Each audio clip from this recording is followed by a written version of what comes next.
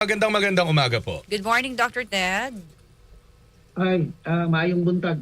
I'm here in Mindanao. Oh, maayong Maayong buntag. buntag, oo. Okay. Sir, of course, hindi na namin patutumpik-tumpikin pa kasi with regards sa issue ng disaster response, I know you've been talking din sa iba namin mga kasamahan dito ng iba't ibang mga topics regarding disasters. Pero with the situation that we have right now, after ng sunod-sunod, kamusta po tayo pagdating sa disaster response? Yung ating, ito medyo a little bit, I will not say offensive, no? Medyo hindi pa rin tayo nakakuha ng ideal way on coming up with that ideal response platform. Kasi una, nang naisabatas yung Republic Act 10121, it was a very good structure, yung disaster risk reduction. Tapos, ang Pilipinas is very porous when it comes to information influx. So may matrain sa US, bibitbitin sa Pilipinas. May matrain sa UK, bibitbitin sa Pilipinas. Wala tayong backstop on ano ba talaga yung site-specific, hazard focus, time-bound, culturally amenable na mga training modalities. For example, yung ibang bansa makukuha natin ng training very logistic, they are inclined logistically. Pagdating sa Pilipinas, we cannot afford the logistics. So paano na siya? Tapos sa ibang bansa, available yung, kunwari, ambulance. If you call for an ambulance, within 3 minutes to 6 or 7 minutes nandyan.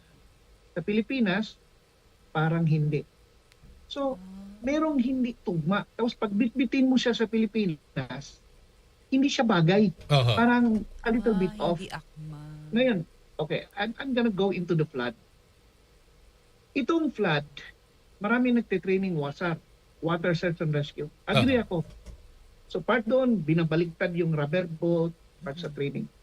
Pero kung tingnan mo sa operation, ilan ang rubber boat na tumikwas dahil sa baha? Halos wala. In the next 10 years, baka hindi ka maka-appreciate. So the nearest sana na flood water rescue, yung sweep water, that's the nearest, which is hindi pa hinog sa Pilipinas. Kaya yung training needs analysis natin sa Pilipinas para sa rescue, hindi siya tugma. Ako, nagsasalita ko bilang isang taong man of science ako. Tapos I am, modesty aside, no? I'm a well-trained doctor na rescue doctor. So I go every year na sa abroad ako nag-update. I owe much of my learning sa Singapore, doon pa ako nag-aral, Taiwan, Israel, tapos US template. At ginagawa kong culturally amenable. Pero hindi ko siya mailatag sa buong Pilipinas kasi una, It's not applicable. Pangalawa, Yeah. marami, no? And pangalawa, there are the political landscape at saka socio-anthropological landscape, hindi hinog. I have no problem, but sometimes other people would take me like I'm an offensive guy being a man of science. Kasi pag sinabi ko, pag hindi ka ginawa yan, mamamatay yan. Parang ganun kasi ako sa doctor. So hindi po ganun ang kultura ng Pilipino. So, Katulad ngayon, I'm here, Davao area, grabe yung baha. So lots of things are happening. Sabi nila may political. Ganito po yon. Ang pagbaba sa Pilipinas, you have to note that typhoon belt po tayo. Sa Pilipinas lang ako, globally, ang pagbabaha 44%. Sa Pilipinas po, naku, umaabot tayo ng 84%. Wow. Yung lindol, 6% to 8% lang yan. Baha Ibig sabihin, talaga. dahil tayo ay nasa typhoon belt, expect mo na andyan yan, dadalaw sa'yo. Pangalawa, meron tayong tinatawag na monsoon effect. Oo. Alam niyo naman yung southwest monsoon, yung abagat Yes, pagdarating yan. May kaladkad yan ng mga paglakas ulan at mabilis na hangin. Isa pa, para sa kaalaman ng mga nakikinig sa inyo, naliliitan guys sa Pilipinas, Philippines has the 5th, panglima, longest shoreline on earth. Yung rising of sea level na around, sabihin natin 5 to 7 millimeters per year. Out of 40,000 plus barangay, ang taas ng porsyento nasa gilid ng dagat. Ano ang ma-expect mo doon? So we'll have coastal flood. Kaya yung pagbabaha, parang mahirapan tayo despite the anomalies na ginagawa natin yung mga yung corruption, nandun na siya. But merong hindi tayo holistic mag-treat ng problem. Human incursion sa highland. Yung tinatawag nating we urbanized. We cemented the left, the right, the front, and the back. Konting tag-ulan, walang absorption power ang lupa. Yung urbanization at saka poor infrastructure planning, nako, ang laki ng kasalanan natin dito. At maraming magagalit sa akin. Okay. Tamang politiko ako sa LGU. Aha. Nagpatayo ako ng infrastruktura. Humarang naman sa tubig na kabilang LGU. Kasi wala po tayong tinatawag na national concept. Mhm. Parang ito lang ako, within 6 years, ito yung gagawin ko. Okay. Hindi katulad sa bansang Hapon, may sustainability. Pang Mhm. matagalan. Yun ang ano. Sige, meron ba kayong concern? Yeah. Okay. Yes, Doc Ted, ikakat ko lang kayo saglit dahil may papasok lang ho tayong flash report mula kay XL Radyoman 8, Eman Mortega. DZXL Flash Report. Radyo Manamsi, kinumpirma nga ng Department of Justice o DOJ ang lumabas na ulat na nagkaroon nga ng pagsabog malapit sa entrada ng kanilang tanggapan sa Pate Power Street sa lungsod ng Maynila. Sa inilabas sa payag ng DOJ, nangyari ang insidente ganap na alas 12:17 ng madaling araw kanina. Mamaya, magkukumplitahin natin ang kumpletong detalye dyan sa flash report na yan. Kasama mo sa lungsod ng Maynila, Radyo Man 8, Eman Mortega, Toto Carmen, DZXL 558. DZXL Flash Report. So, Doc Ted, balik tayo sa usapin ng disaster response. Do you think, is there a problem with regards to being yung response natin? Kasi parang napapansin natin, parang lagi tayo nagkakaroon ng, papanukala ng ganito pagkatapos ng isang disaster. Pagkatapos ng isang sakuna, saka may maiisip na gantong gagawin. Correct. Parang, imbis na proactive, parang lagi tayo reactive. Do you think there's something wrong with that, Doc Ted? Yeah, I will tell you honestly. I will not be acting on my emotion. Mhm. I'll be acting as a man of reason, as a man of Yes. science. Aha. Yes, I'll give you one problem. Meron po tayong mga taong pinaglalagay sa disaster management na hindi po sila taga doon. Para kang bilang isang doktor, ito emergency. Parang pumunta ka sa doktor kasi may sakit ka sa puso, Correct. pero ang pinuntahan mo ay dermatologist. Marami po tayong Grabe, pinaglalagay na ang medyo layo. akala nila tama sila. Oh, So if you're a man who's into science, you have to put the appropriate personnel, the appropriate leader. Appropriate leader can assign appropriate team, appropriate logistics, can imagine trouble. So I'll start with that problem. Hanggat hindi natin yan matutuganan, para lang tayong naglalaro na wala lang. Kasi the imagination is not there, as Albert Einstein said it. Number 2, yung the way we take care of talents sa pangkalahatan ay hindi maayos. Sa Pilipinas, pag ikaw ay isang progresibong tao, no? I mean, the ideal definition of it, you're very bright. Dalawa mangyari sa'yo. Kukunin ka ng pribado, kukunin ka ng ibang bansa. So nagbe-brain drain ka ng magagaling na tao. Mhm. Tingnan mo, nagpo-produce tayo ng mga nurses.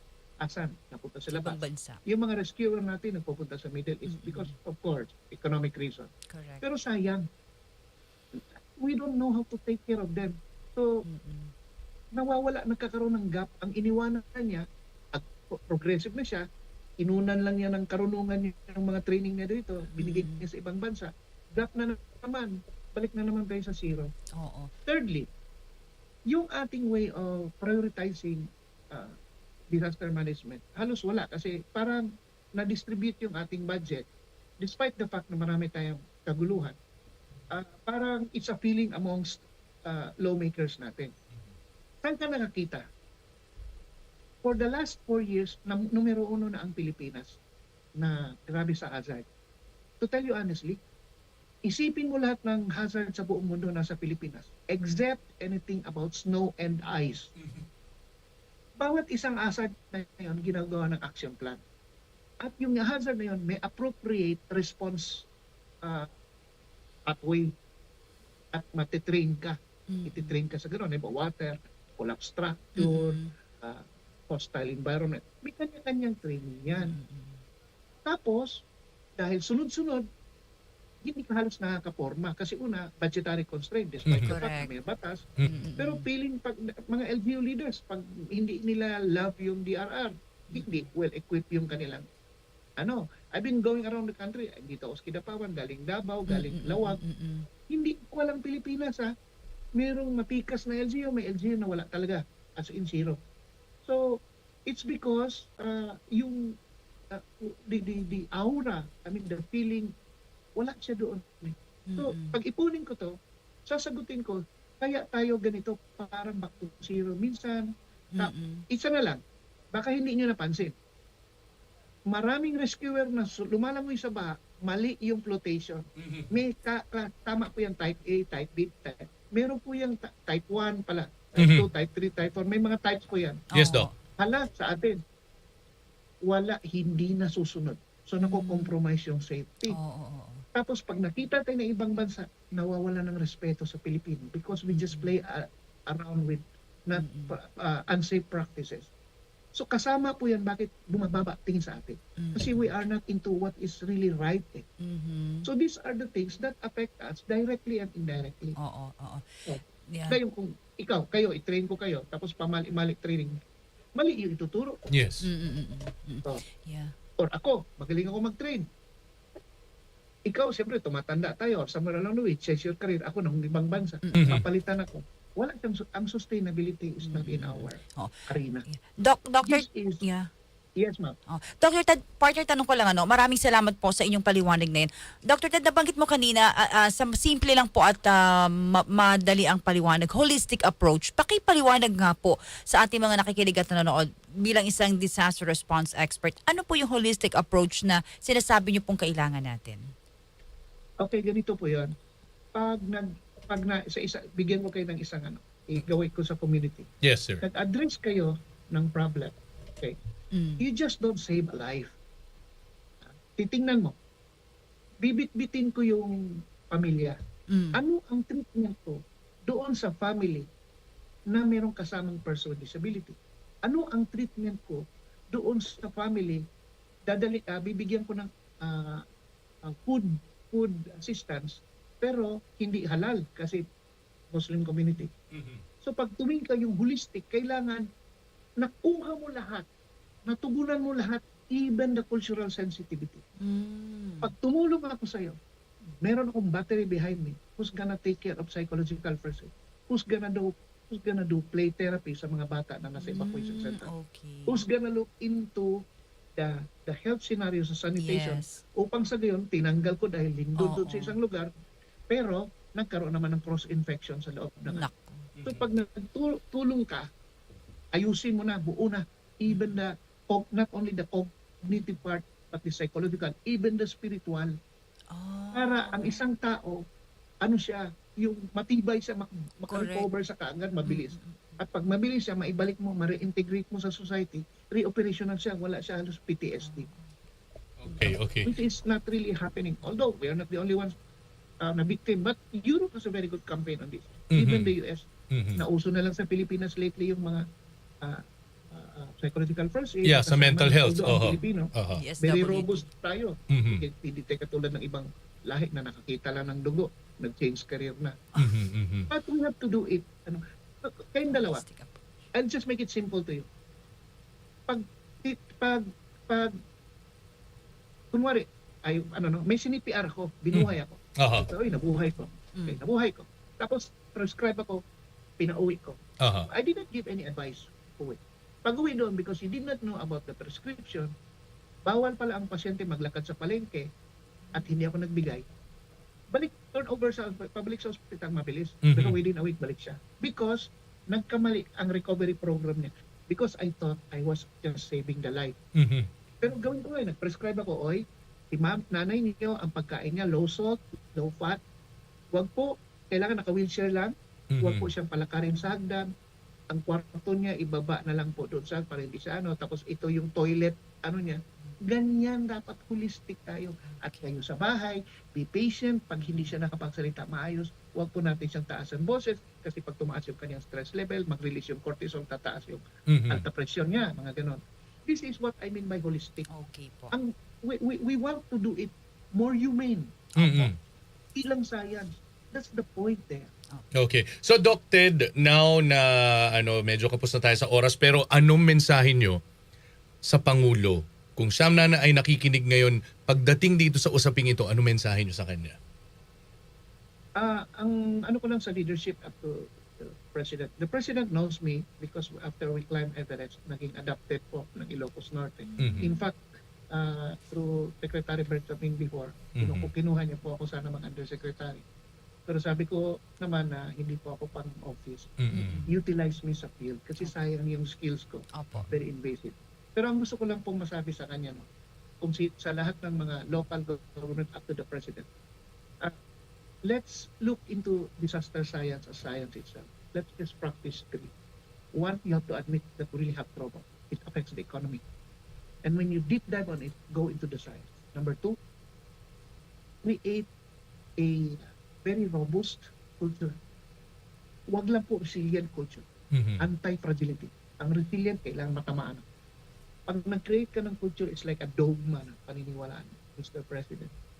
Give me an anti-fragile culture and a resilient culture which goes hand in hand to create a robust Filipino.